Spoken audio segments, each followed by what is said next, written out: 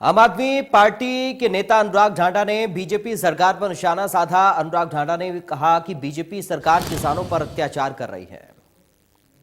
मौजूदा भारतीय जनता पार्टी की सरकार, चाहे वो हरियाणा में हो या दिल्ली में हो, किसानों के ऊपर अत्याचार करने में बिल्कुल भी हिचक नहीं करती है। किसानों के ऊपर जबरदस्त अत्याचार कर रही है और ऐसे ऐसे हथकंडे इस्तेमाल कर रही है जो अमानवीय की श्रेणी में आते हैं। हमारा मकसद सिर्फ इतना था कि सरकार इन किसानों को यह कह रही है कि हाई टेंशन केबल इनके खेतों के अंदर से निकाली जाएंगी, उसके लिए टावर लगाए जा रहे हैं। लेकिन जैसे ही वो टावर और वो हाई टेंशन केबल निकलेगी तो वो खेत की वो जगह खराब हो जाती है किसान के लिए। सैकड़ों वर्षों के लिए ये प्रोजेक्ट बनते हैं, बहुत बड़े प्रोजेक्ट हैं। इसका मतलब जिस खेत के ऊपर हाई टेंशन केबल लग गई, किसान उसको बेच भी नहीं सकता।